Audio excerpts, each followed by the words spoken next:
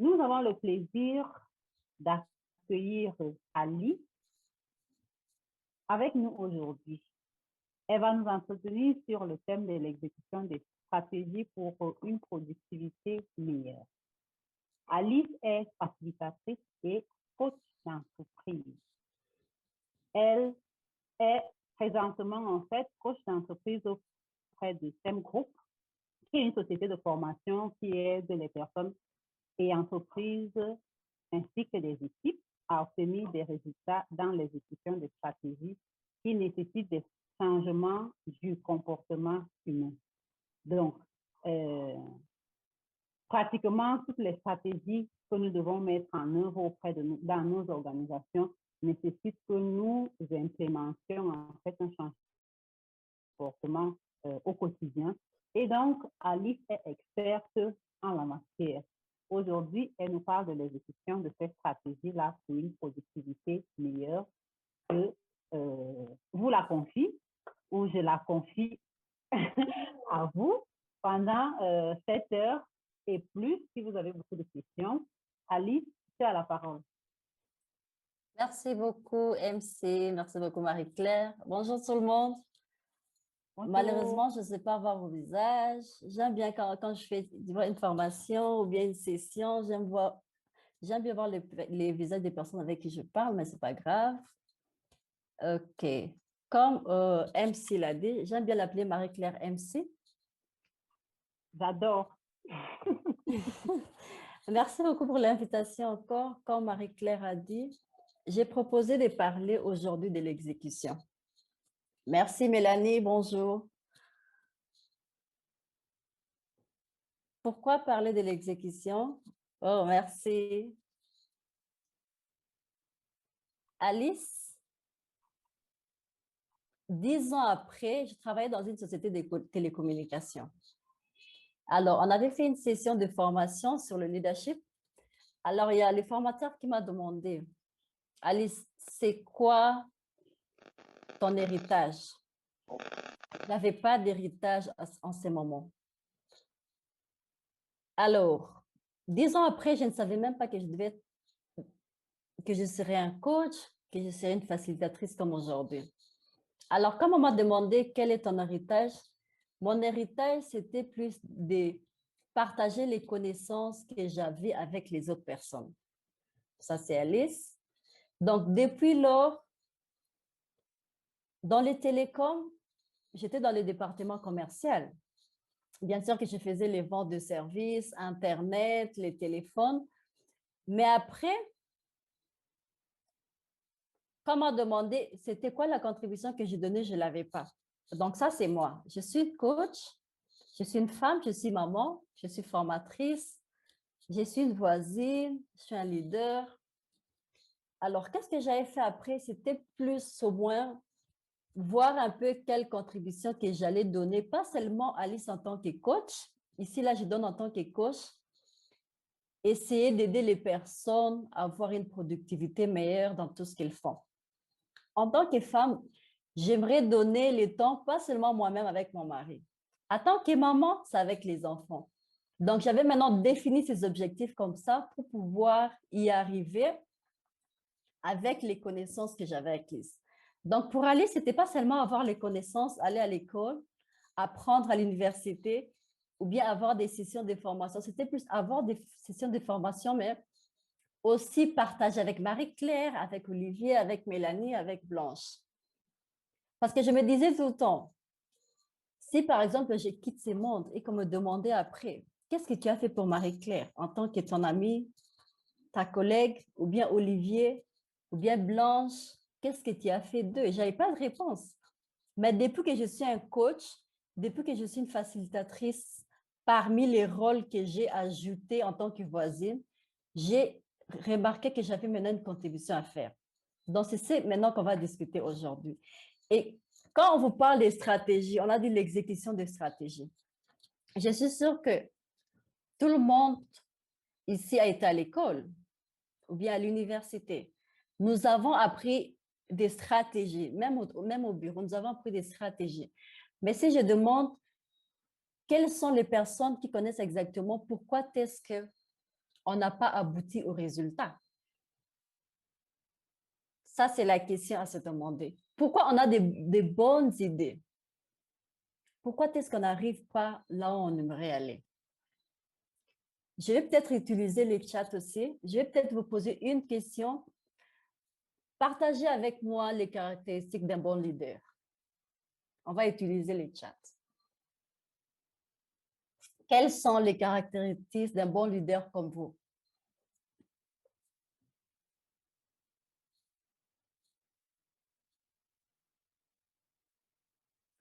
Exemplarité, merci.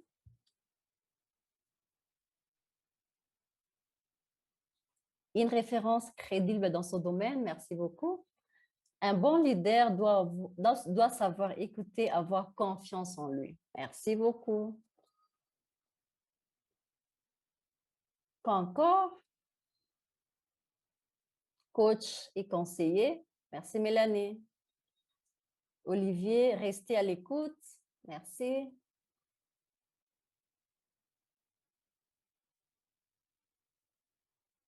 Capable d'identifier les lacunes des collaborateurs et les aider à s'améliorer. Merci beaucoup, Abdoulaïssa.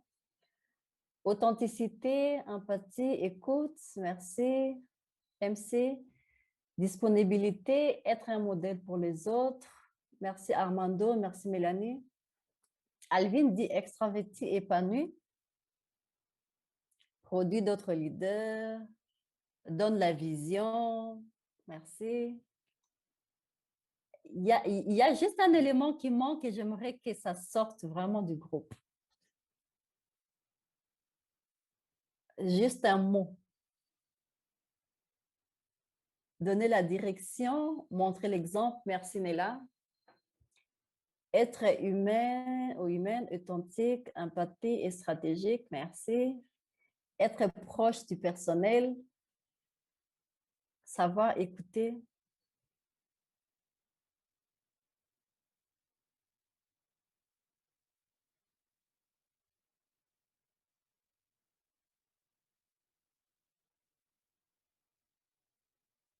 OK, je vais peut-être partager avec ça.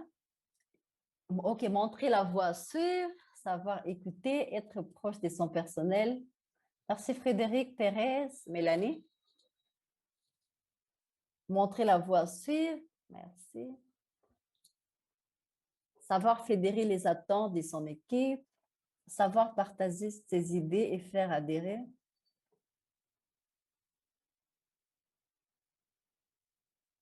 Savoir partager ses idées et faire adhérer. Prendre des décisions pour le bien de l'équipe. Avoir une vision claire.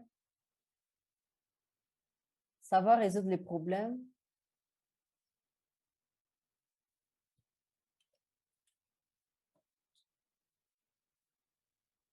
Je vais aussi mettre la mienne.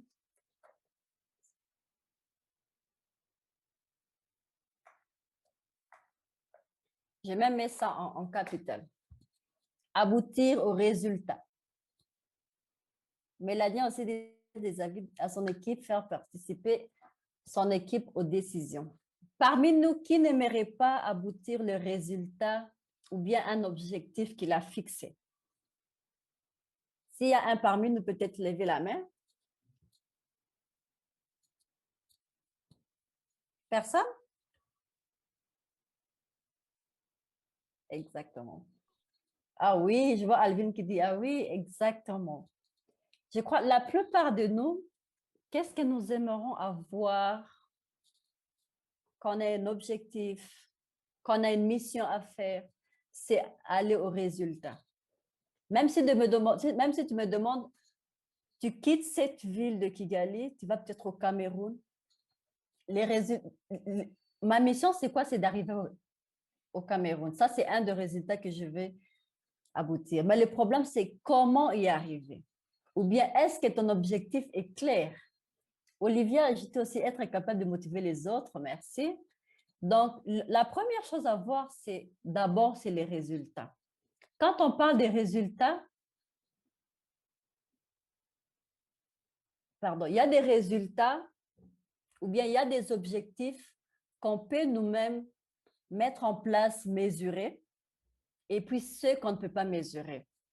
Si on prend des stratégies d'une entreprise, par exemple, disons, on peut avoir un objectif aujourd'hui, je dis, OK, je vais peut-être avoir ma rentabilité du 1er janvier 2022 au 31 décembre 2022, augmenter cette rentabilité de 10 millions à 20 millions d'ici 31 décembre 2022.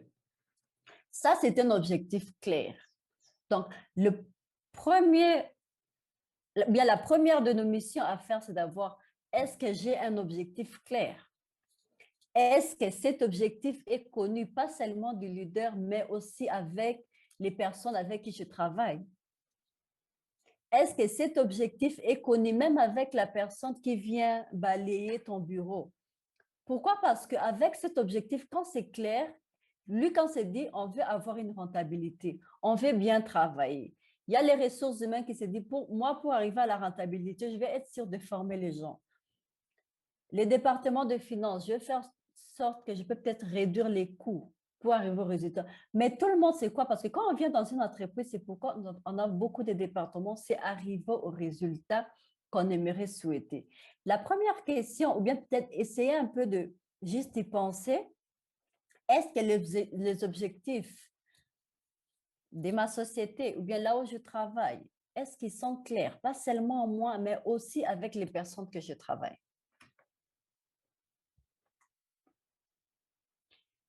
Quel est le rôle maintenant d'un leader?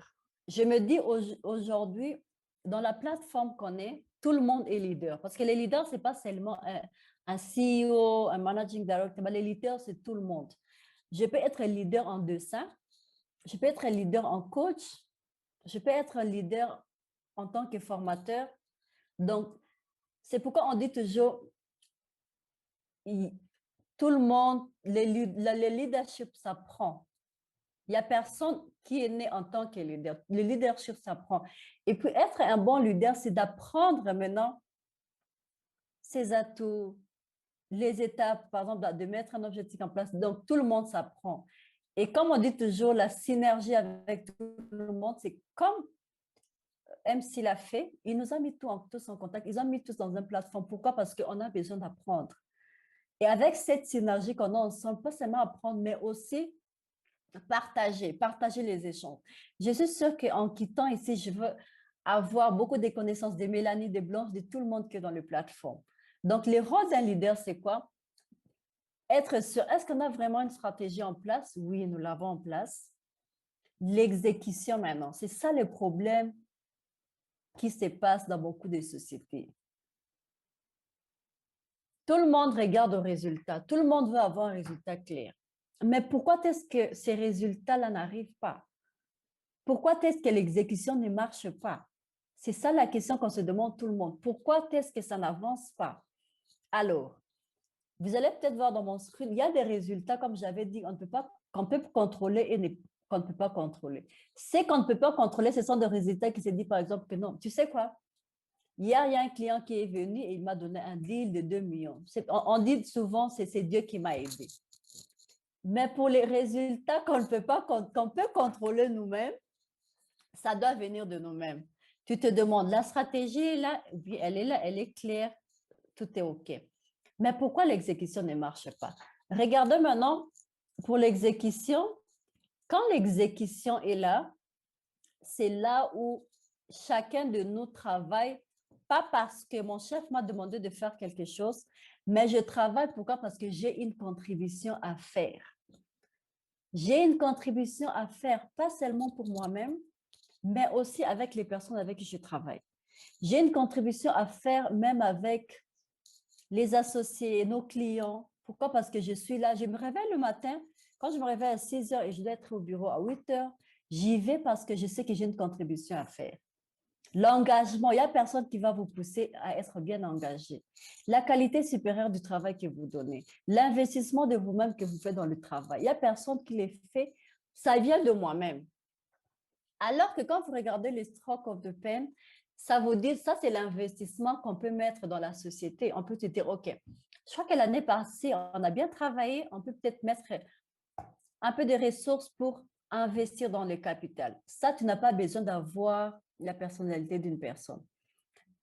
Ou bien, par exemple, changement de programme. Tu peux le faire parce que tu as la possibilité de le faire. Mais je ne peux pas dire à Marie-Claire ou Olivier, j'aimerais que tu changes la façon dont tu parles avec les personnes avec le travail. J'aimerais que tu commences à venir à 8 heures parce que tu dois être là à 8 heures pour travailler jusqu'à 17 heures. J'aimerais que tu fasses ceci. Tout cela vient de nos comportements personnels. L'exécution vient du comportement personnel vis-à-vis du travail qu'on fait tous les jours. Il y a quelqu'un qui me disait, malheureusement, tu ne peux pas changer quelqu'un. Des fois, on fait des formations, quelqu'un qui te demande, allez, tu crois vraiment à mon âge de 50 ans, je peux changer? Ou bien tu crois vraiment qu'à mon âge de 40 ans, je peux changer? La question, c'est oui. Mais il n'y a personne qui peut te changer. C'est à toi-même de changer. Et puis, il y a un autre qui dit, mais tu sais, pourquoi n'est pas, si on avait des seringues, tu vois, un peu à injecter les gens à changer des mentalités, ils auraient peut-être pu le faire. Mais là, on nous demande de le faire nous-mêmes. C'est à nous-mêmes de le faire. Donc, comme je vous ai donné l'objectif, je vais juste prendre un objectif quelconque. Je me dis, par exemple, mon objectif aujourd'hui, c'est quoi? Mon objectif personnel. Parce qu'il y a des objectifs qu'on a personnels, professionnels aussi. Mon objectif personnel, c'est quoi? C'est de dire, ah, je vais peut-être perdre 2 kilos. J'ai 70 kilos aujourd'hui, je vais aller à 65. Ça, c'est un objectif que j'ai fixé du 1er février 2002 au 1er février 2023. Ça, c'est un objectif banal que je vous donne. Donc, quand on a maintenant un objectif, quand je parle d'un objectif comme ça, pensez-y aussi, par exemple, quand vous avez un objectif professionnel à vous-même. Vous vous dites exactement, quel est mon point de départ? Le point de départ d'Alice, c'est 70. Alice se faire tout pour arriver en 2023 à 65. Ça, ce sera un point d'arrivée. Donc, le deadline que j'ai, c'est février 23. Je me donne une année. Il y a aussi des objectifs que je peux me donner de court terme, de 3 mois, de 6 mois. Alors, qu'est-ce que j'aimerais plus mettre sur dos? L'objectif doit être, donc, avoir un point de départ, un point d'arrivée, deadline. Là, on est sûr que l'objectif est clair. Même dans une entreprise, c'est comme ça. Quand vous avez un objectif, c'est vraiment clair. On va passer de ça, aller de ça jusqu'à ça. Pourquoi est-ce qu'on a besoin de cet objectif clair? Revenons à mon objectif, je me dis, si je veux perdre 5 kilos, d'abord, c'est pas même difficile pour moi de perdre des kilos parce que quand je mange beaucoup, au lieu de perdre, j'augmente. Donc, quand maintenant on a des objectifs, c'est là où tu te dis, OK, on a des objectifs, mais la première chose que je fais, quelles sont les actions qu'Alice va mettre en place pour arriver à cet objectif? Une des actions, pour moi, je me dis, OK, je vais peut-être diminuer des calories. Même quand tu te dis, je vais diminuer des calories, tu dois savoir, ça doit aussi avoir un point de départ, un point d'arrivée. Je me dis, je vais diminuer mes calories.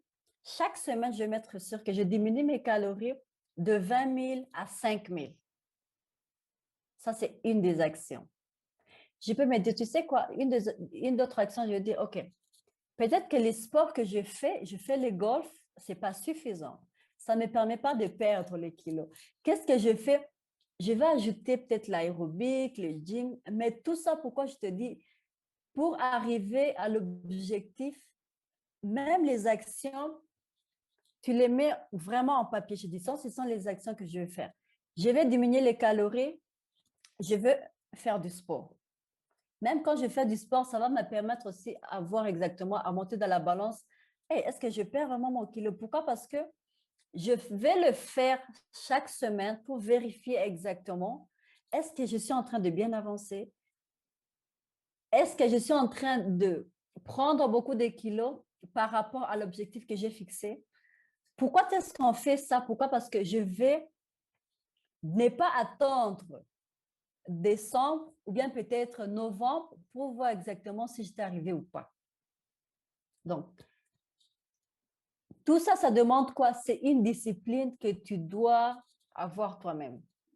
Est-ce que l'objectif est clair pour moi?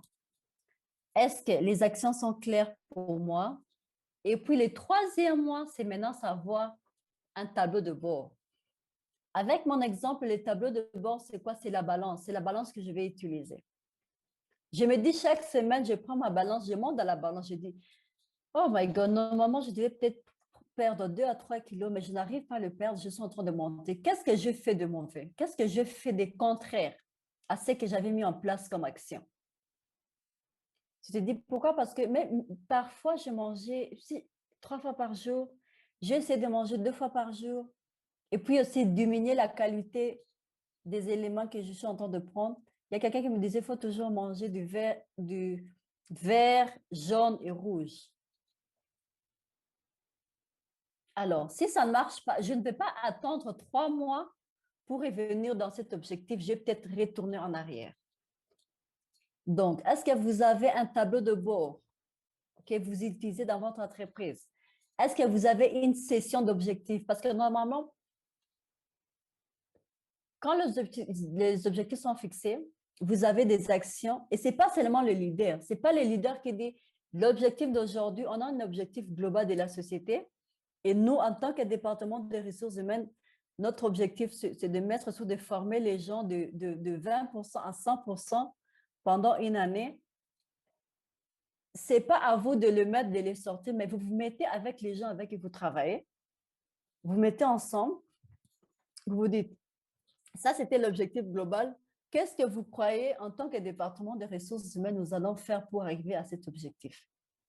Qu'est-ce que vous croyez en tant que département des ressources humaines, vous avez des actions à mettre en place?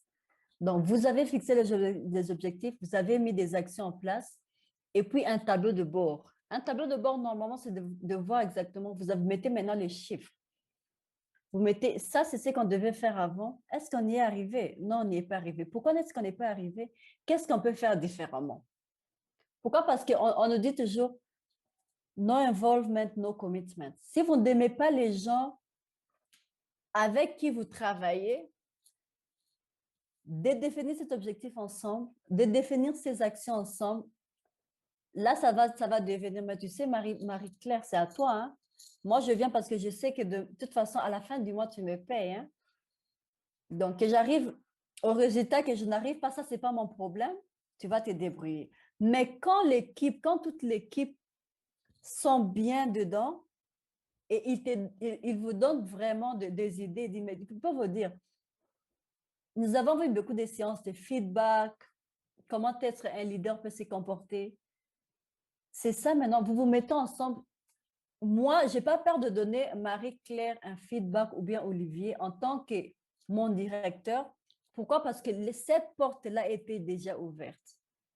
Marie-Claire est contente d'avoir ces feedbacks-là d'Alice. Pourquoi? Parce que Alice est prête à recevoir même des feedbacks négatifs. Donc, c'est là où maintenant il faut savoir avec les gens avec qui vous travaillez. Est-ce que Mélanie a la permission de dire Alice, mais je crois que ce que tu as fait, ce n'est pas bien? Oui. Pourquoi? Parce que nous travaillons ensemble. Donc, vous avez un objectif qui est clair avec les départements, qui est connecté à l'objectif global. Vous avez des actions qui sont claires. Normalement, la plupart des entreprises, comment on les font? Vous faites des listes des objectifs et puis on se dit, on prend un à déterminer maintenant. Où est-ce qu'on en sent? Qu'est-ce qu'on peut faire de mieux? Et normalement, la plupart des objectifs, on le fait basé à ce qu'on a fait l'année passée. Je crois que l'année passée, on n'a pas fait bien ici. Qu'est-ce qu'on peut faire différemment? Donc, ce que je voudrais vous dire plus, c'est avoir toute l'équipe pour la définition de cet objectif-là.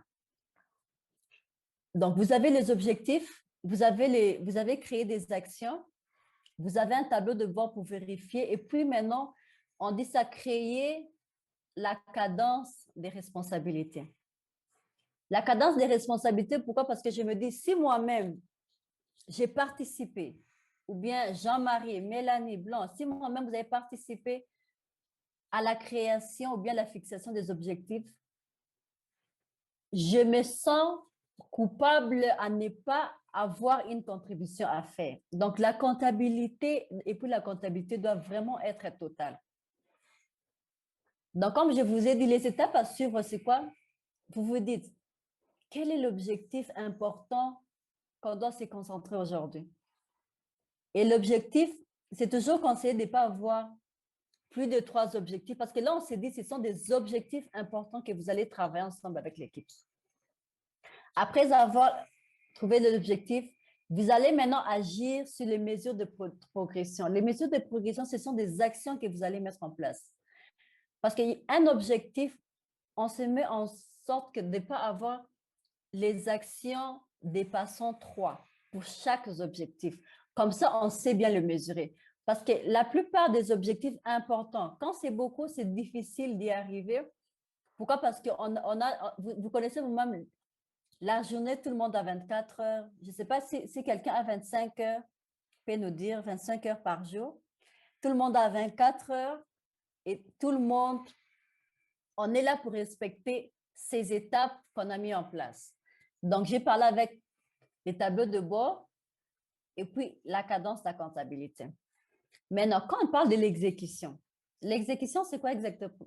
Moi, je définis ça en tant que discipline consistant à obtenir avant tout des résultats. On se dit, ce sont des disciplines à faire, ce sont des disciplines à mettre en place. Moi, de toute façon, qu'est-ce que je fais? Normalement, j'écris avec cette main, la main droite. Si je vous demandais d'écrire avec une main gauche, quelqu'un peut partager avec nous? Qu'est-ce qui va se passer si on me demande de changer votre main et d'écrire avec la main gauche? Qu'est-ce qui va se passer? Vous pouvez prendre la parole ou bien on va au chat. Qu'est-ce qui se passe?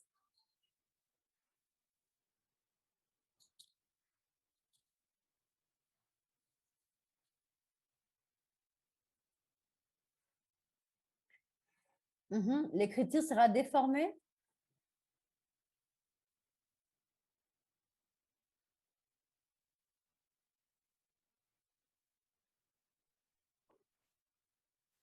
Je pense aussi que la personne va devoir faire plus d'efforts, donc se consacrer un peu plus pour former bien les lettres. Je ne sais pas si je peux écrire avec la main gauche, hein, mais bon, la personne va devoir se consacrer un peu plus pour pouvoir former les lettres de façon lisible. Exactement. Pour moi, la personne va se réadapter, vraiment réadapter. Ça va prendre plus de temps. OK. D'abord, Salomine me dit, tu sais, ça paraîtra d'abord impossible.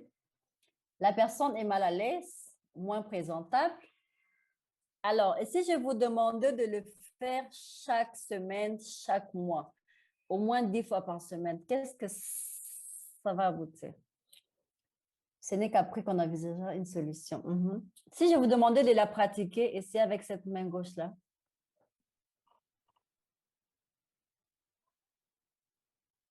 On va commencer à s'habituer. Hein. On va progresser et puis au bout d'un certain temps, ça va devenir une habitude pour nous. Oui, il y a Alvin aussi qui dit il y aura une amélioration et habitude. Au début, c'est difficile avec le temps, on commence à s'habituer. Un apprentissage progressif est envisageable. Exactement. Je me dis qu'après 2-3 mois, je pourrais peut-être bien écrire mon nom, mon post-nom, mon prénom. Mais pourquoi? Parce que vous avez pris cette discipline, je dis, OK, j'écris avec ma main gauche, je vais changer.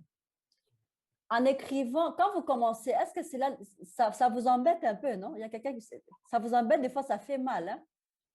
C'est aussi comme ça avec nos comportements personnels. Pourquoi? Parce que c'est pas facile d'échanger. Quand je dis à Marie-Claire, ou bien Salomine, ou bien Delali, si je te demande, parce que tu viens toujours à 8 heures, essaie de venir demain à 7 heures. Tu vas bouder, je dis pourquoi je veux le faire. Pourquoi? Parce qu'il y a quelqu'un d'autre qui m'a demandé. Mais quand ça vient de toi-même, là, tu te dis, OK, là, je vais faire ça. Là, je vais arriver. Là, je vais continuer à le faire. Donc, c'est comme ça avec l'objectif. Il y a Olivier qui dit, le début sera difficile, mais à mesure que cela devient une habitude, ça ira. Essayez maintenant, comme on avance, essayez maintenant de voir quelle est la discipline que je dois changer. Quelle est la discipline qui est difficile à moi, mais je vais changer pour pouvoir arriver au résultat qu'on a besoin d'arriver. Donc, la discipline consistant à obtenir avant tout des résultats. Pour l'exécution, la première chose, c'est quoi d'abord? C'est la discipline. Ne me dis pas, mais tu sais, Alice, parce que je travaille avec Delali, je travaille avec Olivier, c'est pas facile avec, tu vois, avec cette équipe. Moi, en tant que leader, je crois que peut-être, tu vois, Marie-Claire doit aller dans un autre département. Je crois qu'elle n'est pas faite pour aller dans les ressources humaines. Quand tu commences d'abord à voir que ses collègues, ce sont eux qui ne peuvent pas t'aider à aboutir au résultat, là, il y a un problème. Il faut te dire, moi-même en tant qu'Alice, moi-même en tant que Mélanie, moi-même en tant qu'Olivier, qu'est-ce que je peux faire de différent? Qu'est-ce que je peux faire de changer? C'est là où on a besoin de voir avec l'exécution. Parce que la plupart des gens en parlent, on a de bonnes idées. Mais quand on me demande, tu es arrivé à cet objectif-là? Non, je n'ai pas arrivé. Pourquoi? Parce que, mais tu sais, avec les COVID, je ne peux pas me réveiller tôt pour faire le sport, pour baisser les kilos. Tu sais, tout le monde se dit, les problèmes, ce sont les autres. Maintenant, tu vas te voir, tu regardes un peu ces cercles que tu peux influencer et puis les cercles que tu ne peux pas influencer. Tu fais en sorte que ces cercles-là que toi-même peux influencer soient plus grands que ceux que tu ne peux pas influencer. Je vais donner un exemple des cercles que tu ne peux pas influencer. Par exemple, je vais aller en ville, je suis en voiture et il y a un trafic de voitures, l'embouteillage. Je ne peux pas sauter des voitures. Qu'est-ce que je fais? Je me dis, OK, comme je ne peux pas sauter, je vais peut-être mettre de la musique ou bien peut-être je vais suivre une formation en ligne. C'est toi-même. Donc, même dans les objectifs, c'est comme ça. Qu'est-ce que tu peux faire différemment? Ne parle pas des autres, mais parle plutôt de toi-même. Qu'est-ce que tu peux faire? Il y a Ram Sharam qui a dit, de nombreuses personnes considèrent l'exécution comme une corvée qui n'est pas du ressort du chef d'entreprise. C'est faux. Il s'agit des tâches la plus importantes pour un leader. C'est ce que tous on a besoin. On a besoin de ça. On a besoin de mettre en pratique tout ce que nous parlons. On a besoin de mettre en pratique tout ce que nous promettons aux gens. Pourquoi? Parce que nous tous, on a un héritage à laisser. On a un legacy à laisser. C'est pourquoi d'habitude, on peut voir dans des entreprises, on te dit, mais tu sais, la chef qu'on avait ou bien la CEO qu'on avait avant celle-ci, pour elle, c'est quoi? C'était plus l'investissement avec les gens avec les travailleurs. Former avec les gens travailler. Pourquoi? Parce que on s'est dit, tout le monde a des potentiels. Tout le monde a des potentiels qui sont peut-être cachés. C'est pourquoi on a besoin de coach, par exemple. C'est pour unlock, pour sortir de ça, pour que Olivier voit un peu. Mais tu sais, j'ai un potentiel, mais je ne le voyais pas. Je ne le voyais pas avant. Pourquoi? Parce que j'ai un leader qui vient de là. Donc, tout ce qu'on fait, c'est de voir qu'est-ce que je peux faire pour que j'exécute en tout ce que je planifie. Je vous ai parlé, on aime bien parler de tourbillons. Tourbillons quotidiens, ce sont les tâches courantes, des activités. On a tous beaucoup d'activités. Mais les tourbillons, là, c'est ceux qui viennent. On peut être en formation maintenant. Et puis, une des collègues te dit, mais Alice, tu sais, je ne peux pas être dans la formation. Pourquoi? Parce que il y a un collègue qui vient d'appeler, il y a un problème, peut-être il y a une stratégie que je dois expliquer, ou bien on a peut-être une autre réunion. Mais le problème, c'est quoi? Comment est-ce que nous planifions nos journées? On nous a toujours parlé de la règle des 30-10. La règle des 30-10, si tu te dis, tu prends 30 minutes avant que la semaine commence pour planifier ta semaine, et puis tu prends 10 minutes avant que la journée commence pour planifier ta journée. Pourquoi? Parce que c'est pourquoi nous tous, on a des calendriers, on a même les téléphones dans les calendriers. Pourquoi? Parce qu'on les planifie dans les téléphones. L'exécution ne peut pas venir quand tu te dis, j'avais planifié à faire ça, je crois que je vais le faire. Je vais planifier à faire ça, je crois que je ne peux pas le faire. Pourquoi? Parce que ces planifications, quand ça ne marche pas, c'est difficile pour l'exécution.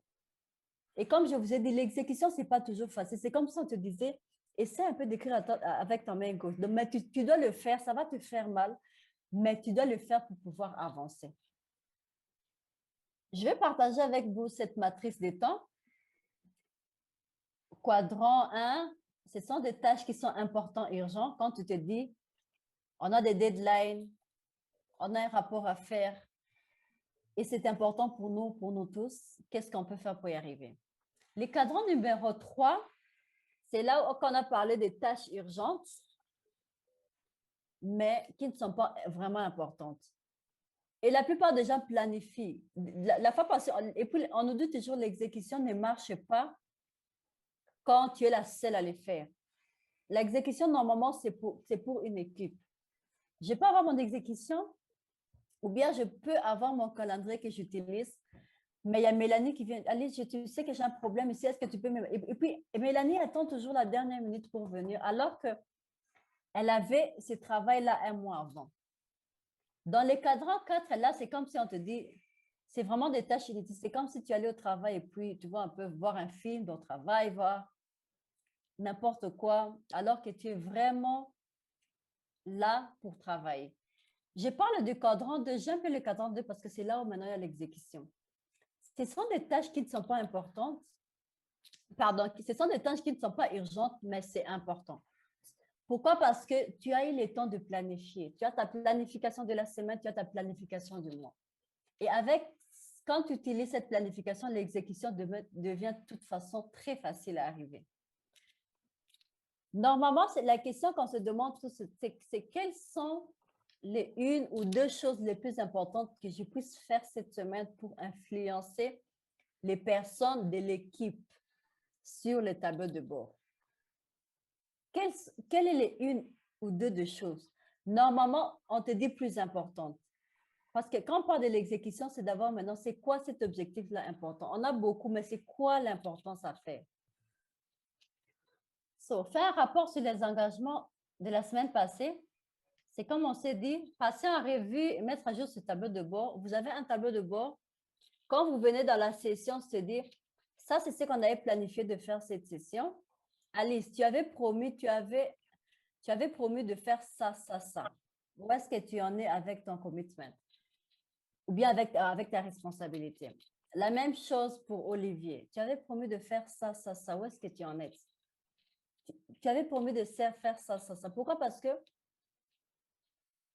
avec la comptabilité que vous avez, ou bien avec la responsabilité de groupe que vous avez, même si tu n'as pas fait la tâche qui t'aide à arriver au résultat souhaité, tu vas te dire, OK, mais tu sais, je ne peux pas faire ça. Bien sûr, il y a toujours des problèmes. Il y a un frère qui était malade.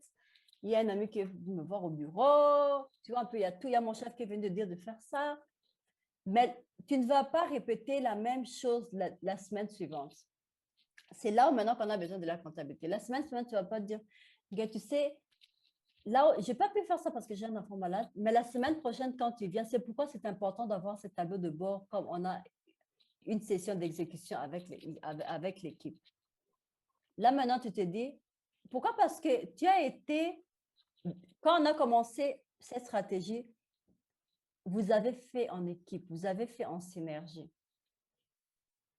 Tu ne peux pas venir avec des excuses chaque fois dans le tableau de bord alors que ça vous permet d'avancer. Donc, quand on parle de tableau de bord, c'est comme si quand je parlais de la balance, ça doit être motivant. Motivant, c'est est-ce qu'on sait exactement quand on est en train de gagner ou de perdre? C'est comme un match de football. Malheureusement, je n'ai pas suivi les matchs qu'on a peut-être hier ou après ou avant-hier. Je vais donner un exemple. C'était les Cameroun, Côte d'Ivoire, par exemple. Et puis, quand on a une équipe de football, vous savez qu'on a des joueurs, des attaquants, des gardiens, les meilleurs joueurs. Pourquoi? Parce que on a en équipe, il y a les débuteurs ou bien les gardiens. Donc, vous passez la balle à tout le monde. C'est motivant. Pourquoi? Parce que normalement, quand on va au match de football, tout le monde regarde là, on met les scores ou bien peut-être les points. Cameroun à 3, Côte d'Ivoire à 2. Ça vous aide à avancer dans le tableau de bord que vous avez. Et quand vous jouez les matchs, chacun a ses actions. C'est comme ça aussi dans le travail de tout le monde. Nous avons tous des actions à faire. C'est pourquoi on te dit, passe là la balle, passe là la balle. Donc, ça doit être simple. Of course, ça doit être mis à jour facile. Donc, quand il y a des données à ajouter ou bien dans le devis, vous les faites en tant que team complet. Il y a tout, il y a des objectifs, il y a des actions, il y a des nombres à faire et puis c'est accessible pour tout le monde. Donc, quand on a maintenant une réunion pour définir ces objectifs, normalement, on s'est dit, La réunion on appelle ça la réunion d'exécution, ce n'est pas une réunion de travail ou bien une réunion d'administration. Tu te dis, par exemple, on pourra peut-être faire un mercredi, prendre seulement 15 à 20 minutes. Parce que quand vous arrivez dans les réunions, c'est-à-dire, MC, tu avais prévu de faire ça et ça, où est-ce que tu en es? On donne, par exemple, 2 minutes à chacun. Où est-ce que tu en es? Oh, je crois que j'ai pu voir le client, on avance bien et l'objectif avance bien. Et Olivier, non, je n'ai pas pu faire ça parce que j'avais des problèmes, mais qu'est-ce que tu peux faire? OK, la semaine prochaine, je vais partager une autre action, une autre action et puis je veux aussi refaire l'action que j'avais prévue, que je n'avais pas fait. Donc, c'est vraiment la responsabilité de tout le monde. Donc, la liberté d'exécution, comme on l'a dit, se trouve dans la discipline pour une productivité meilleure. Essayez maintenant de penser, quand on parle de discipline, quelle est la discipline que j'aimerais faire différemment à partir d'aujourd'hui, après cette session, à partir d'aujourd'hui, après la session, jusqu'à ce qu'on va aboutir à cette productivité meilleure qu'on est en train de parler. Merci beaucoup. J'aime passer aux questions, observations, contributions, bien sûr. Vous êtes la bienvenue. Merci. Des questions, si vous avez des questions, vous pouvez les mettre dans le chat ou lever la main pour prendre la parole. Comme ça, pour les gens qui lèvent la main, on va donner la parole de façon progressive. Donc, pour résumer un peu en attendant qu'on ait des questions, si j'ai bien compris, pour exécuter des stratégies pour une productivité meilleure, il faut déjà d'abord avoir une vision que l'on va traduire en objectifs, les objectifs les plus importants. Donc, nous, en 2020, on veut avoir un chiffre d'affaires de 30 milliards. OK, d'accord. Qu'est-ce qu'on peut faire en 2022 qui peut nous aider à nous rapprocher de cet objectif-là? Quelle est la chose la plus importante à faire en 2022 qui peut nous permettre d'atteindre cet objectif-là? Une fois qu'on a fixé cet objectif, on va définir un tableau de bord qui va nous permettre de planifier sa mise en œuvre, de distribuer les responsabilités. On revient à la délégation, de distribuer les responsabilités au sein de notre équipe et de définir les personnes responsables de chaque objectif ou de chaque action qui va nous permettre d'atteindre notre objectif global annuel. On va suivre justement cette mise en œuvre, on va mettre en œuvre, exécuter les actions et faire le suivi de façon progressive chaque semaine ou chaque mois en fonction de la date qu'on a définie au départ, date et heure. J'espère que j'ai bien résumé en fait de quoi il s'agit. Et le plus important étant de faire en sorte que notre équipe, d'impliquer notre équipe dans la définition ou la déclinaison en objectif, en stratégie de la vision, afin qu'elle se sente pleinement impliquée et s'approprie justement cette vision-là pour que le changement ou les actions soient faciles à mettre parce que ça va venir d'eux, parce que ça fait partir de leurs objectifs, de leur engagement personnel aux objectifs organisationnels. J'espère que j'ai bien résumé. Très bien même, plus que la formatrice. Merci beaucoup, Alice. C'était très instructif. Il y a Jenny qui demande s'il serait possible d'avoir le support de nos intervenants. Ça dépend de chaque intervenant. Hein. Qui peut dire oui ou non, je vais mettre le support à disposition ou non, ce n'est pas possible. Donc, ça dépend de chacun. Je ne peux pas te dire ça là maintenant, ça va dépendre de chacun. S'ils acceptent, on vous dira comment y avoir accès.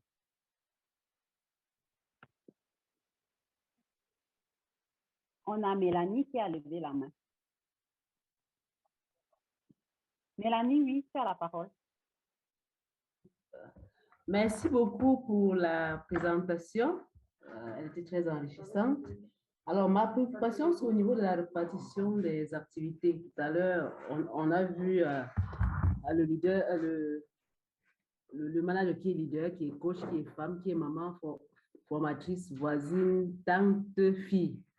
Alors, comment est-ce qu'on peut faire vraiment pour pouvoir, à un moment donné, n'est pas les unes parties, on est d'accord.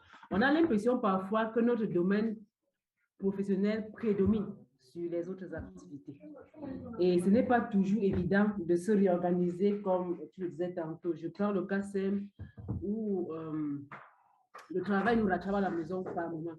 C'est-à-dire, tu sais, tu as une journée pour travailler, c'est vrai, tu as 8 heures de travail, 8 heures de temps au travail. Mais malheureusement, quand tu arrives à la maison, ce travail te rattrape. Et du coup, tu n'as pas la répartition, tu ne peux pas répartir équitablement la partie femme, la partie maman et bon, les autres aspects que tu vas voir. Comment est-ce qu'on pourra faire maintenant pour...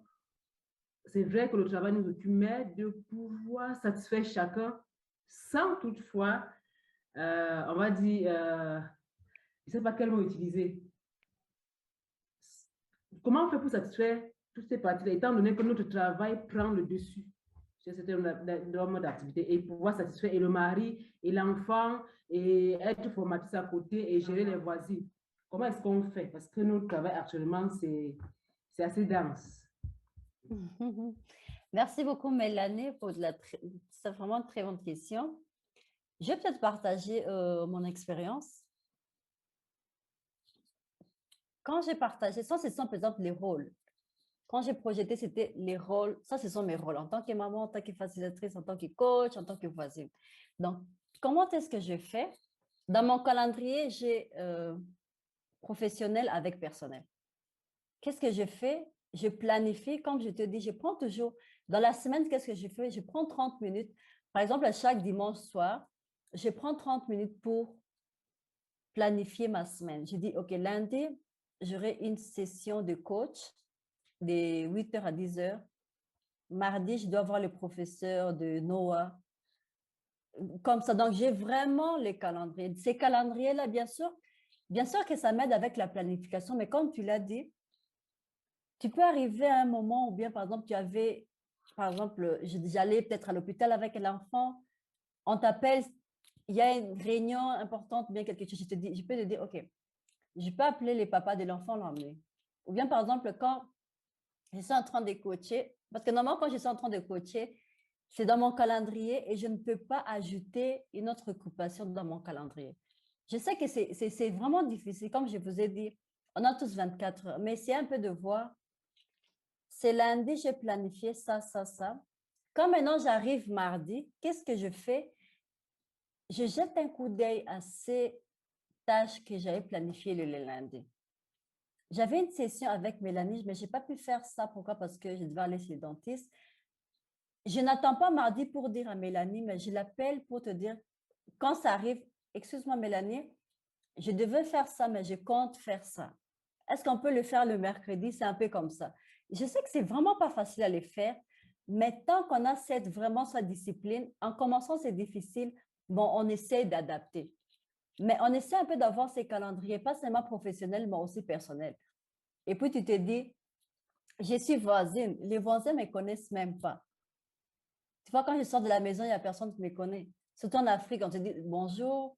Ou bien, par exemple, des fois, on a des travaux collectifs les samedis. Est-ce que tu les fais? Donc, tu sais un peu de manager la vie professionnelle et puis la vie personnelle, qui n'est pas toujours facile, mais avec c'est ça, la discipline encore. Ça revient toujours.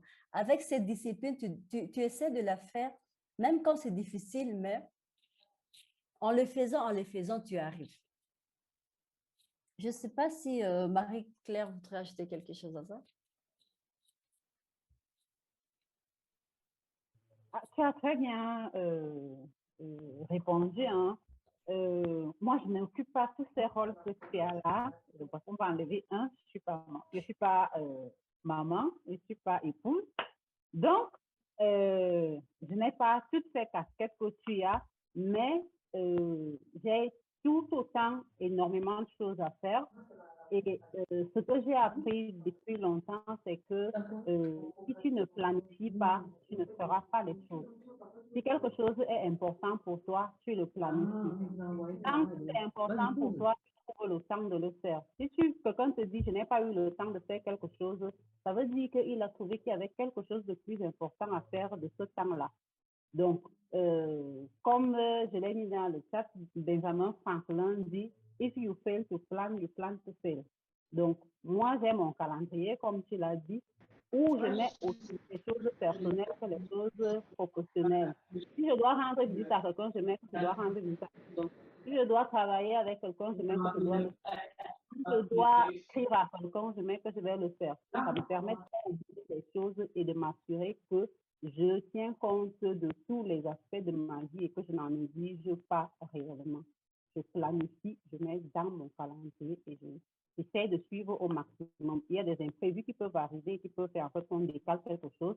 Ça veut dire qu'en toute âme et conscience, tu as décidé que cette chose qui vient d'arriver est plus importante que ce que tu avais planifié et donc tu changes.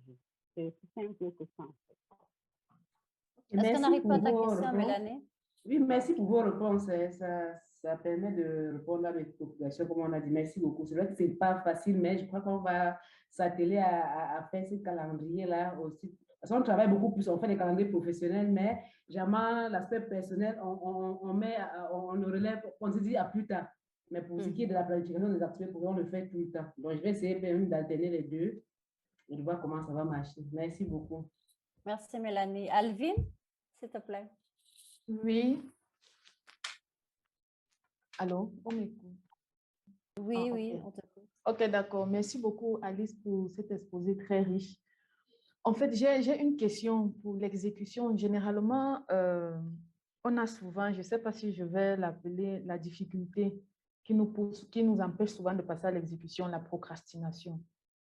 Je ne sais pas si tu as des astuces, peut-être pour ces personnes-là qui sont tout le temps en train de procrastiner, comment ils peuvent faire pour pouvoir exécuter dans les délais ou au moment où ils ont prévu faire une tâche, qu'ils puissent le faire. Je ne sais pas si tu as quelques astuces à partager avec nous. Merci beaucoup, Alvin. Pour moi, je me dis toujours, pour que l'exécution passe bien, comme je dis, comme tu l'as dit, c'est vraiment pas facile.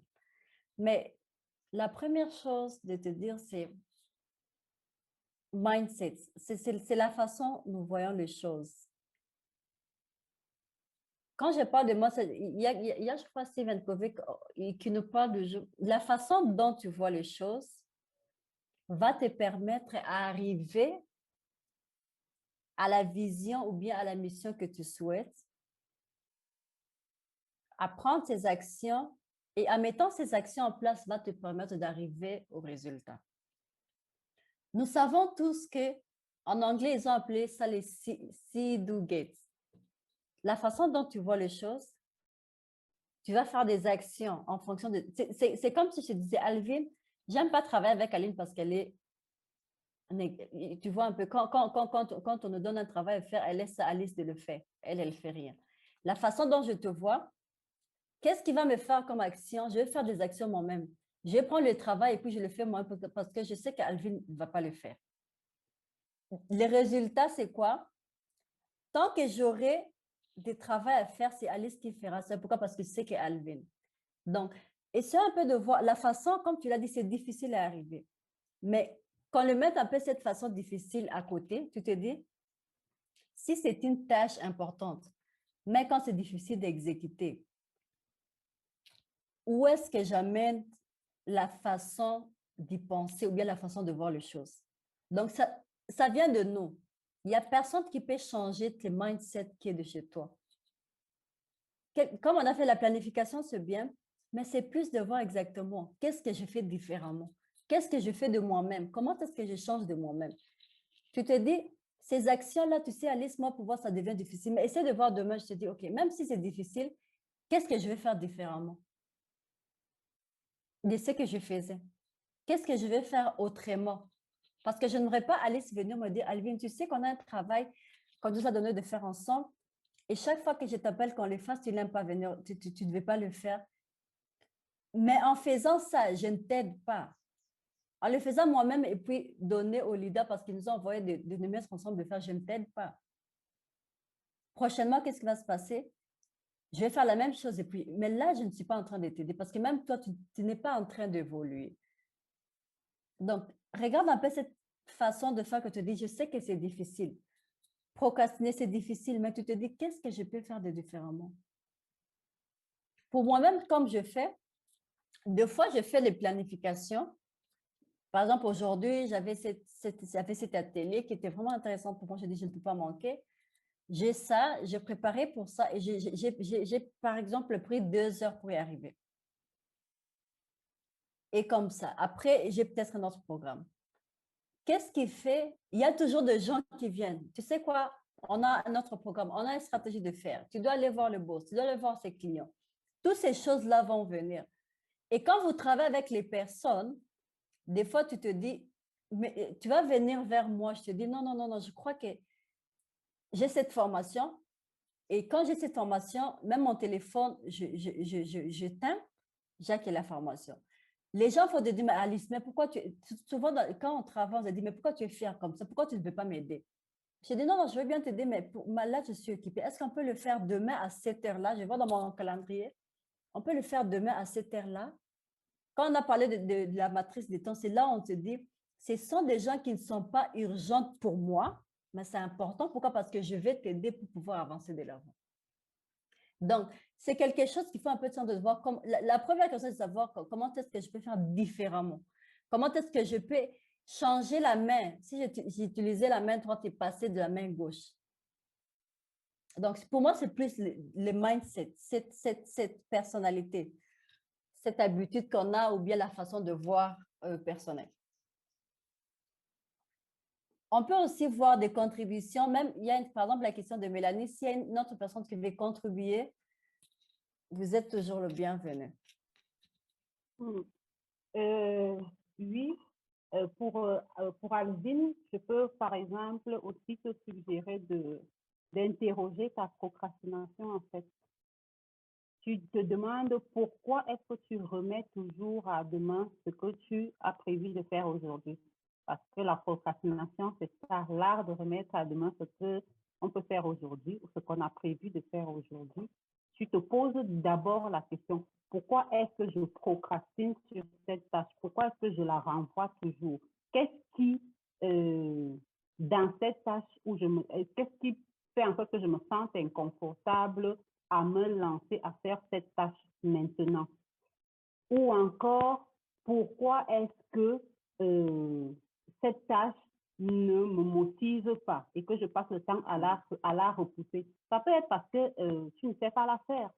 Ça peut être parce qu'elle est difficile pour toi. Ça peut être parce que pour toi, elle n'est pas importante, que c'est quelque chose que tu considères que on aurait dû donner ça à quelqu'un d'autre de faire et c'est pas plus important que tout le reste que tu as fait. Ça peut être pour plusieurs raisons que tu passes le temps à repousser cette tâche-là. Donc, interroge ta procrastination. Demande-toi pourquoi est-ce que tu procrastines. Et une fois que tu as la réponse, tu trouves l'action à mettre en œuvre pour changer, pour que tu puisses effectuer effectivement cette action. Si tu n'interroges pas ta procrastination, tu ne vas pas avancer. Soit tu vas te forcer à le faire de façon inconfortable, sans être à l'aise, soit tu vas continuer à repousser et ne jamais faire. Donc, pose-toi les questions qui vont te permettre d'avancer.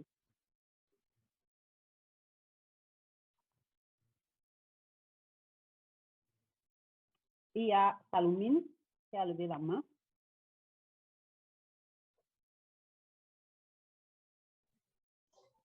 Allô? Allô, Salomine? Oui, est-ce qu'on m'entend? Ok, très bien. Bon après-midi à tout le monde. Juste pour apporter une petite contribution pour Mélanie et Azine, je suis parfaitement d'accord avec vous, Alice et Marie-Claire, sur le cumul des deux agendas, l'agenda professionnel Et l'agenda personnel, pour une raison toute simple, c'est parce que dans tous les rôles qu'on a à jouer, on a des engagements. Et on n'a pas des journées professionnelles différentes des journées personnelles. Je ne sais pas si vous saisissez un peu ce que je veux dire. Ça veut dire que dans la même journée, on doit assister à la réunion de parents d'élèves. Dans la même journée, on doit délivrer un rapport. Dans la même journée, on doit déployer un événement professionnel. Dans la même journée, on doit voir le dentiste. Dans la même journée, peut-être un peu plus tard dans la soirée, on doit assister à la veillée d'un membre de la famille qui est décédé. Donc, les journées ne sont pas différentes, effectivement. C'est le même agenda. Il est juste question de l'organiser. Moi, ce que je voudrais dire par rapport à la discipline, c'est que parfois, il faut percevoir la discipline comme étant l'autodiscipline. Elle demande d'être parfois un peu égoïste, mais c'est très important d'avoir une autodiscipline, c'est-à-dire cette discipline que l'on s'impose à nous-mêmes par rapport à ce qu'on a à faire avant d'avoir la discipline de l'interaction avec les autres. Pourquoi? Parce qu'après un certain moment, on se laisse déborder. Lorsqu'on est en situation de travail, nos priorités ne sont pas forcément les priorités des autres. Donc, parfois, il nous arrive l'agenda qu'on fait sur une semaine. Parfois, on le connaît la semaine d'avant. Parfois, on le connaît au moins un mois à l'avance. Parce que dans notre quotidien professionnel et personnel, il y a des tâches qui sont des routines. Donc, on sait qu'à ce moment-là, tous les matins, par exemple, je suis vendeur. Tous les matins à 9 h, je dois consulter telle plateforme pour avoir tel chiffre d'affaires qui a été fait la veille. Et à 9 h 10, je dois fournir ce rapport à mon manager, à mon supérieur hiérarchique direct. À 9 h 30, je dois partager ça avec les équipes, peut-être que les équipes aillent sur le terrain. Ça, c'est des routines qu'on a à faire et on les définit dans la discipline qu'on a avec les autres. Maintenant, on a d'autres petites tâches qui viennent parfois se greffer dans la journée et tout, mais une fois qu'on a défini notre agenda, on sait exactement ce qu'on a à faire à une certaine heure. Ce n'est pas pour dire qu'on ne va pas être perturbé. On va être perturbé, certes, mais l'agenda, quand il est clairement défini, on doit s'imposer une autodiscipline pour le respecter. Le frère qui nous appelle à 19 h pour nous dire oui, il est en train d'arriver alors que vous êtes encore au bureau. Est-ce qu'on l'attendait à la maison? Quel est le niveau d'urgence de sa requête? Est-ce que vous êtes prêt psychologiquement à le recevoir alors que vous devez vous taper 1 heure de route d'embouteillage pour retrouver votre mari, vos enfants et puis peut-être gérer maintenant la famille? Quel est le niveau d'urgence? Quel est le niveau de priorité qu'on accorde? Donc, l'autodiscipline est très importante. Elle a un aspect égoïste, mais elle nous aide à avoir cette discipline autant sur le plan personnel que sur le plan professionnel. Voilà un peu ma contribution. Merci beaucoup, Salomé. L'autodiscipline, l'autodiscipline. Et dans nos agendas, n'oublions pas de prévoir du temps pour nous-mêmes. C'est très important. Si dans ton agenda, tu n'as pas mis Marie-Claire. Absolument. J'ai mes moments de lecture. Avec Je n'ai pas Marie-Claire. envie d'être perturbée. J'ai mon moment. Oui. Absolument, du temps pour nous-mêmes, c'est important. OK. Mélanie a toujours la main levée. Est-ce que tu voulais poser une autre question?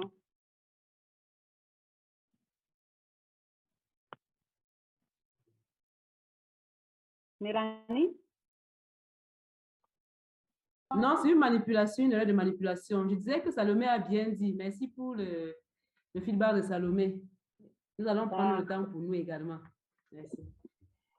D'accord. Est-ce qu'il y a d'autres questions, s'il vous plaît? D'autres questions ou contributions?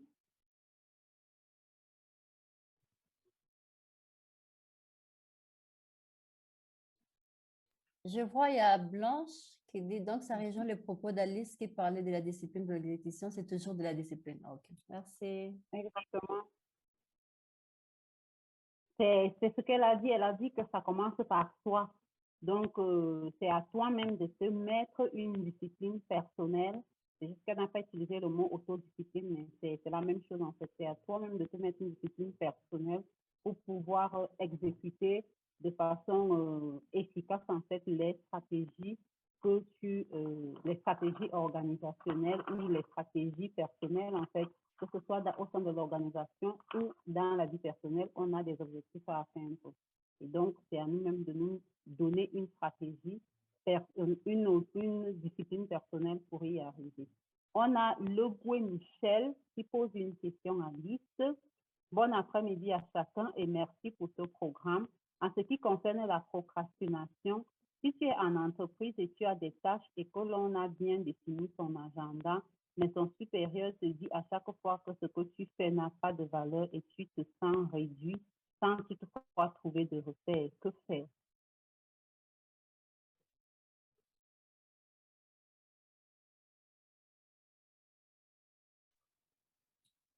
Merci beaucoup, Michel. Je vais peut-être partager une expérience. J'ai eu la même expérience qui va ensemble avec la question de Michel. Quand j'étais encore en télécom, c'est une société de Kigali, Liquid Telecom. J'étais dans le département commercial, comme je vous ai dit. J'étais dans le département de sales, précisément le département de vente. Alors, on avait un leader. Qu'est-ce qu'il faisait? Il venait, il me disait, Alice, à 8h30, il vient. Alice, j'aimerais que tu ailles voir ses clients. Il doit te parler. Il a vraiment besoin de quelqu'un pour expliquer comment est-ce qu'on travaille. À 9h, il vient. Si je t'allais, par exemple, de 8h30, de 8h à 8h30 au 45, à 9h, il vient. Alice, j'aimerais que tu fasses ces rapports-là. J'ai besoin de ça avant 11h. À 10h, il fait la même chose. Est-ce que tu as répondu l'email de la ressource humaine? Donc, c'était vraiment comme ça, tout. Alors, qu'est-ce qu'on a fait? Qu'est-ce que j'avais fait? J'ai fait une liste des tâches qu'il m'avait demandé parce que c'était vraiment trop. Alors, ça perturbait pas seulement mon calendrier professionnel, mais aussi mon calendrier personnel. Alors, qu'est-ce qui s'est passé? On a fait toutes les tâches qu'il m'avait demandé. J'ai mis ça sur papier parce que c'était vraiment trop. Il n'y avait pas de productivité. C'était juste faire. Je faisais que ce que mon boss me demandait. Qu'est-ce que j'avais fait? Il faut tellement que c'était trop, je n'arrivais même pas aux objectifs, pas seulement aux objectifs personnels, mais aussi professionnels. Une fois, qu'est-ce que je fais? J'ai pris toutes ces tâches qu'il a demandées. Je dis, OK, Francis, vous m'avez demandé d'aller voir ses clients de 8h30 à 9h demain, d'aller voir les chefs de personnel. Parmi les tâches, quelle est la plus importante? Ou bien, je vous donne ces calendriers, par exemple, ce sont des tâches que vous avez demandé de faire. Pourriez-vous m'aider à clarifier en basant de l'importance des tâches que vous m'avez demandé de faire? Il a pris lui-même, il a dit, OK, allez, je t'ai demandé de faire ça de 8h30 à 9h. Mais de 8h30 à 9h, parce que les clients ne pourront pas être au bureau pour aller voir les ressources humaines à 11h. Est-ce que tu peux faire ça après? Qu'est-ce qu'on a fait? C'est juste avec les tâches. J'ai dit, mais aussi mon calendrier, les calendriers professionnels. Pourquoi? Parce que tout le monde a accès à ces calendriers. Et puis, j'ai dit, mais tu te rappelles, à cette heure-là, on a une réunion avec les CEO. Tu te rappelles ça? Qu'est-ce qu'il a fait après? Il m'a dit, je suis vraiment désolée. Parce que c'est comme si il jetait toutes les tâches, Et puis, le lendemain, il venait. Est-ce que tu as fait ça? Et puis, même la façon dont il parlait. Est-ce que tu as fait ça? Je t'avais demandé de faire ça. Est-ce que tu l'as fait? Tu ne l'as pas fait. Pourquoi tu ne l'as pas fait? C'était vraiment comme, si tu vois un peu, c'est vraiment comme gronder. Alors qu'avec un leader, qu'est-ce qu'on demande? C'est quoi? C'est d'avoir ces climats favorables là quand vous êtes ensemble. Donc, c'est comme tu as dit, quand le leader vient toujours te dire, est-ce que c'est que à chaque fois, ce que tu fais n'a pas de valeur. C'est exactement ça. Mais le problème, c'est quoi? Tu te demandes, quand tu parles de valeur, qu'est-ce que tu attends d'Alice de faire comme valeur? Tu les jettes un peu la balle. C'est comme s'il le faisait avec son supérieur. Qu'est-ce que son N+1 mentionnerait de valeur pour lui? C'est exactement ça. C'est exactement comment on traite deux fois nos travailleurs. Ce que tu fais, tu as mal fait. Moi, je demande toujours la question, qu'est-ce que tu aimerais que je fasse différemment? Je te jette la balle, tu me dis, OK, j'aimerais que tu fasses ça et ça et ça. Et puis quand tu dis, tu te sens réduit. D'habitude, pour moi, des fois, les mauvais feedbacks, ça me permet d'investir beaucoup pour monter. Je dis, OK, si j'ai mal fait le travail, comment est-ce que tu aimerais que je le fasse bien? Apprends-le-moi. Là, je vais apprendre. Ou bien peut-être je vais aller dans Google, je regarde qu'est-ce qu'il aimerait mieux de faire. Donc, c'est exactement ça, avoir ces feedbacks, avoir cette communication qui est vraiment directe avec les leaders. Et je crois que même si c'était un comportement qu'il avait, il y a des fois, s'il est vraiment humain, la personne change. La personne change vraiment du bien. Ça, c'était ma contribution.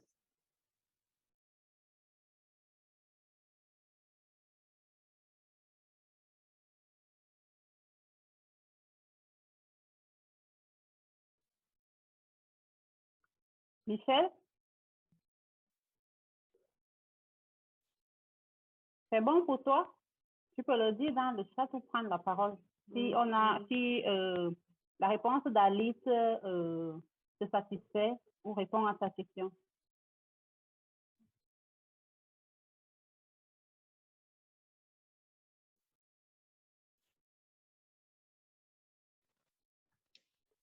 Oui, je suis satisfait, c'est bon, j'ai bien compris. En tout cas, je suis parfaitement satisfait. Merci encore, Alice. Merci beaucoup.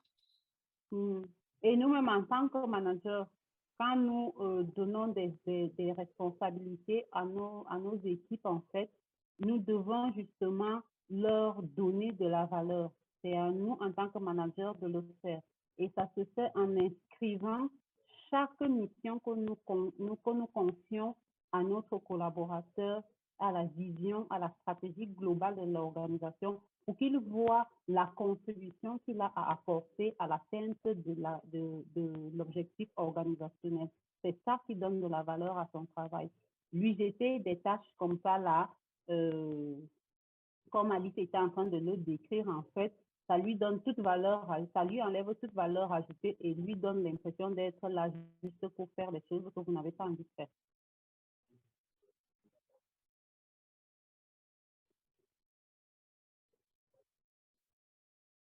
Salomine a la main levée. Oui. Allô? Oui.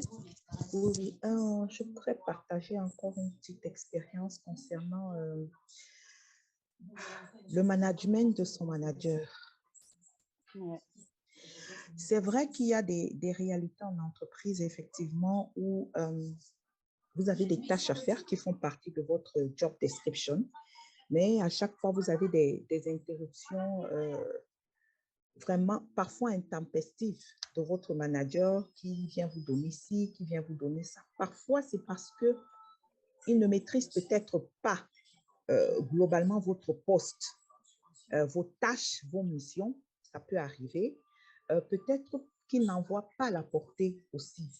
C'est pour ça que je suis assez d'accord avec Alice tout à l'heure quand elle disait je repars vers mon manager, je lui dis oui, mais ça, tu m'avais déjà demandé de faire ça. Quelle est la priorité? Parce que c'est une situation que j'ai vécue et ça a été très, très difficile. J'ai eu un premier manager qui avait du mal à percevoir parce qu'il venait d'arriver. Ce n'est pas qu'il ne connaissait pas le métier, mais les fonctions liées à chaque collaborateur lui échappaient. Alors, j'avais un petit exercice que j'avais l'habitude de faire. Bon, je le fais toujours. Chaque matin, quand j'arrive, je liste toutes les tâches de la journée concernant mon travail. C'est-à-dire que je sais que sur un mois, j'ai un gros objectif. Sur la semaine, l'objectif, il est maintenant hebdomadaire. Maintenant, sur le plan journalier, j'établis l'objectif sur le plan journalier. Ça veut dire que pour que j'arrive à ce résultat vendredi ou samedi, il faut que lundi, j'ai fait ceci, mardi, j'ai fait cela, mercredi, j'ai fait cela. Et évidemment, avec les interactions avec tous les autres. Lorsque mon manager, et ça, je ne l'avais pas remarqué, tous les matins, on était 3 ou 4 personnes à arriver toujours entre 6h45 et 7h. Donc, quand j'arrivais, je savais que j'avais cette liste de tâches et sur une tâche, de la journée, je pouvais avoir peut-être 3 ou 4 sous-tâches. Parce que pour que la tâche puisse être faite, il aurait fallu voir peut-être quelqu'un au marketing, quelqu'un à la finance, quelqu'un, et m'assurer effectivement que c'est réalisé. Donc, je m'amusais même dans les tâches à lister les sous-tâches, de telle sorte que ce soit réel pour moi, ce soit visible, que je l'ai imprimé et que je l'ai préparé, je me suis préparée à le faire. Alors, je n'avais pas remarqué que mon manager, chaque fois qu'il arrivait le matin, comme mon agenda était ouvert, il le lisait. Mon agenda professionnel, il le lisait. Je n'avais pas remarqué. Donc, chaque fois, il le lisait et tout. Je crois que c'est là qu'il a commencé à comprendre, effectivement, parce que c'était très, très difficile au début. Et puis, quand il arrivait, oui, Salomé, il faut faire ça, Salomé, il faut faire ça, Salomé, il faut faire ça. À 2 ou 3 reprises, je suis allée vers lui, j'ai dit, monsieur, excusez-moi, voilà ce que j'ai à faire dans la journée et voici la conséquence qui va arriver si ceci n'est pas fait. Ça va être un goulot d'étranglement pour ceci, ça va être un goulot d'étranglement pour ça et on sera en retard sur tel aspect. Donc maintenant, je pose la question, quel est le niveau de priorité? Est-ce que on laisse ceci et ça crée le goulot d'étranglement parce qu'on pourra gérer le goulot d'étranglement plus tard, ou alors est-ce qu'on fait cela? Et au fur et à mesure, c'était très, très difficile au début, mais au fur et à mesure, il a commencé à définir effectivement quelle était la priorité. Et pendant un bon moment, je ne faisais que ces priorités. Conséquence, on a eu des goulots d'étranglement et lorsqu'il s'est fait taper sur les doigts sur les autres items, il a commencé à envisager les choses autrement. Parce qu'au cours de nos entretiens, il m'a demandé, mais est-ce que tu as un agenda du jour? Et je lui présentais l'agenda et je m'étais rendu compte au finish que, au-delà de ce que je lui avais présenté, il prenait la peine très souvent le matin de consulter mon agenda qui était généralement une petite fiche sur la table, sur le petit tableau et tout. Donc, parfois, c'est très difficile, peut-être parce que quelqu'un ne maîtrise pas véritablement vos tâches, peut-être ne saisit pas l'importance d'une tâche qui va être parfois un goulot d'étranglement plus tard. Il faut beaucoup de méthodes et beaucoup de patience, comme le soulignait Alice, pour l'amener à comprendre et peut-être évidemment à vous laisser votre autonomie et puis à vous laisser pouvoir travailler véritablement. Ma petite contribution.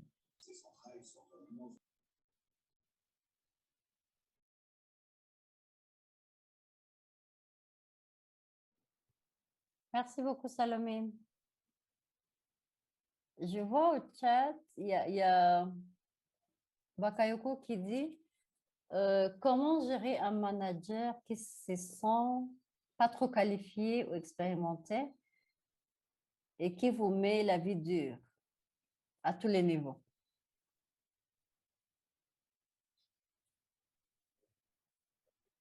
Personnellement, pour moi, c'est de m'asseoir avec mon manager et de discuter un peu pourquoi est-ce qu'on est là. Pourquoi est-ce que nous sommes tous là? Quelle est notre mission? Quelle est notre vision? Quel est l'objectif à atteindre? Quelles sont les tâches à faire? Comment y arriver? Quoi faire pour y arriver? Et si la personne n'est pas expérimentée et que, par exemple, c'est Yaya, comme si Yaya vous a dit, si Alice n'est pas expérimentée, vous êtes expérimenté. Est-ce que vous avez cet esprit-là de vous mettre ensemble pour un peu, pas partager, mais le mettre à la hauteur de là où vous voulez qu'il soit? L'entretien. Parce que je me dis toujours, deux fois,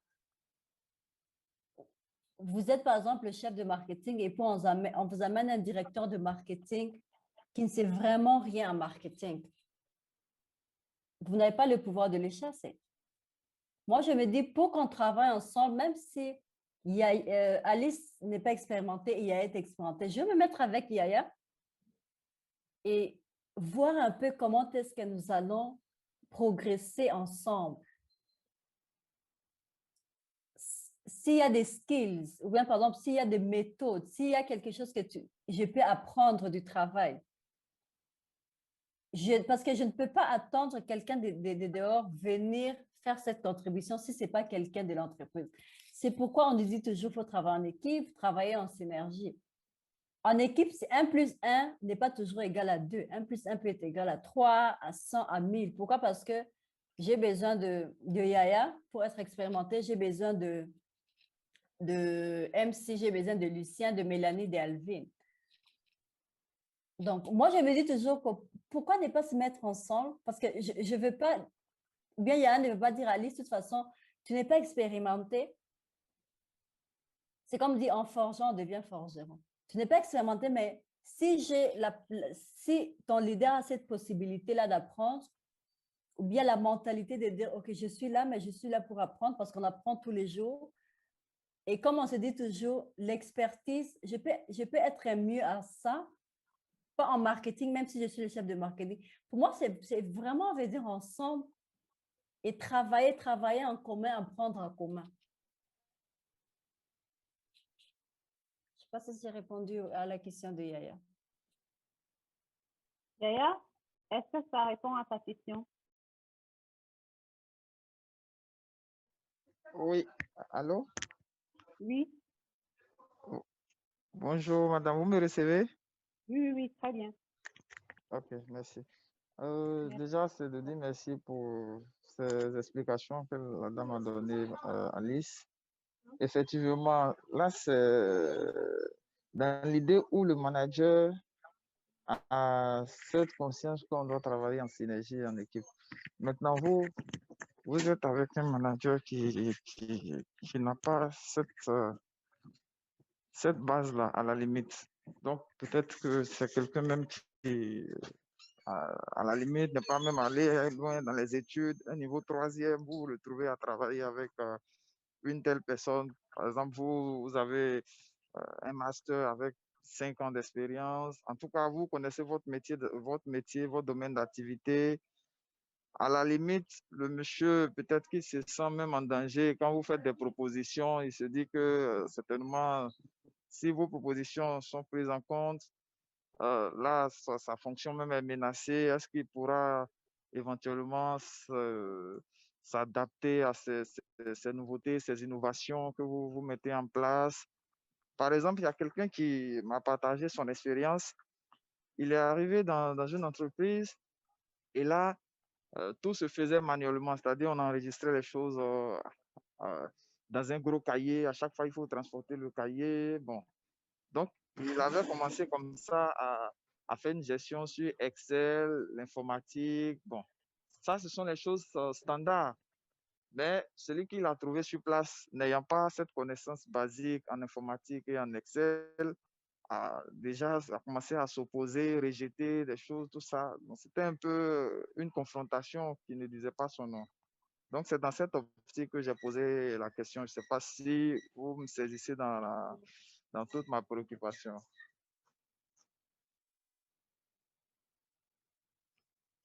Allô? Oui, allô, oui. Voilà. Donc c'est ce que je voulais ajouter. Tout à fait, c'est compréhensible. Il y a des personnes qui ne sont pas ouvertes ou qui ont des limites et qui ne veulent pas qu'on fasse qu'elles ont des limites. Et quand vous avez compris ça, que votre manager fait partie de ce type de personnes, vous le managez autrement. Je vais dire ça, vous managez votre manager autrement parce que si vous avez des suggestions, vous n'allez pas les faire, par exemple, devant toute l'équipe. Vous n'allez pas implémenter les choses sans lui demander son avis. Vous allez lui proposer des choses de façon contournée à ce que ce soit comme si ce sont ses idées. Oui, si vous avez envie de continuer à travailler dans cette entreprise, dans cette équipe-là, et voir les choses avancer, vous devez faire en sorte qu'il soit acquis à votre cause. Et pour ça, vous devez faire en sorte qu'il n'ait pas l'impression, un, que vous voulez prendre sa place et deux, que vous connaissez mieux que lui. Donc, vous lui suggérez des choses de façon à ce qu'il s'en approprie et non que ce soit vous qui les imposiez ou les proposiez devant toute l'équipe. Faites-le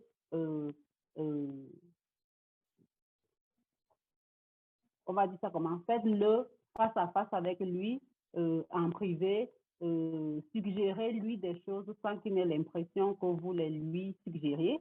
Donnez-lui des idées sur lesquelles il va réfléchir et sur lesquelles vous pouvez l'aider à travailler sans pour autant lui donner l'impression que vous en savez plus que lui. Personnellement, si c'est quelqu'un qui a quand même, il est là pour une raison, il va commencer à s'ouvrir à vos idées. Vous allez les tester peut-être et ensemble, vous allez voir qu'il va commencer à vous adopter comme son collaborateur avec qui il développe des idées. Il va vous faire peut-être un peu plus confiance et vous pourrez lui suggérer un peu plus d'idées.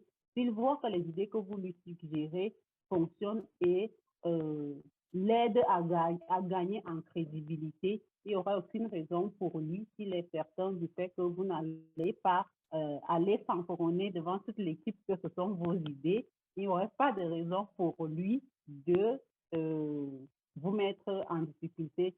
L'idée étant justement que vous soyez au clair avec vous-même sur qu'est-ce qui est important, faire grandir l'équipe, l'entreprise ou que tout le monde sache que ce sont mes idées.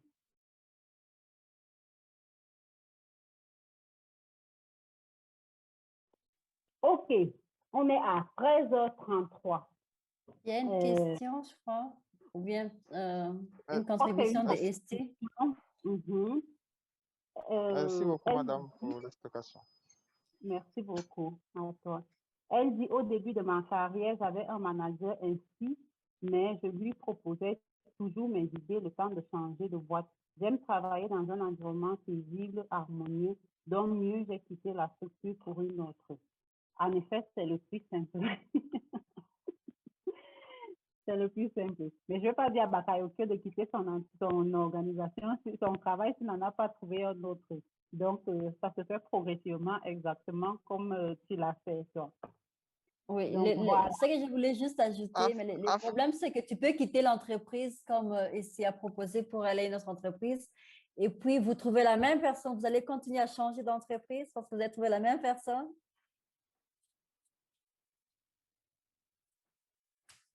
Elle oui, dit tout à fait, mais j'aime la vie simple. Tout à fait. Mais donc, en fait, allô, madame? Oui. Allô? Oui. Oui, j'ai bien saisi, comment on appelle ça, les explications que vous avez données, c'est tout à fait logique dans le sens où la personne s'inscrit dans une dynamique de pouvoir peut-être chercher une amélioration continue, faire du progrès dans lui-même son style de management, pouvoir actualiser certaines choses. Ça, c'est bon. Mais par exemple, comme je le disais, c'est quelqu'un qui n'a pas forcément les compétences et il est conscient de ça. Tout à l'heure, je pense que dans votre intervention, vous avez souligné 3 types de personnes ou bien de managers qui est incompétent, inconscient, incompétent, conscient ou compétent, inconscient ou compétent, inconscient. Donc, le monsieur, il connaît plus ou moins ses limites. Voilà. Donc, il sait pertinemment que celui qui est en face de lui, en termes d'objectivité ou même même l'intelligence, il y a l'intelligence naturelle même. Ça veut dire, au premier contact, quand vous rencontrez quelqu'un, l'intelligence naturelle vous fait savoir que celui que vous avez en face là, attention, c'est quelqu'un qui est vraiment posé naturellement, il sait raisonner logiquement. Il suffit de lui poser le problème et tout de suite, il vous propose quelque chose à la minute. Donc, tout de suite, il y a un conflit qui naît. Donc, en fait, c'est de ça que je parle. Mais je vais aussi prendre en compte les conseils que vous avez donnés. Donc, c'était ce que je voulais ajouter. Merci beaucoup, madame.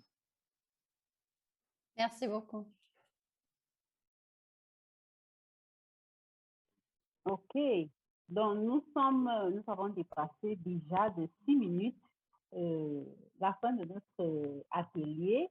Nous avons un autre à 14 heures, donc d'ici 24 minutes, avec, je crois bien, Cindy.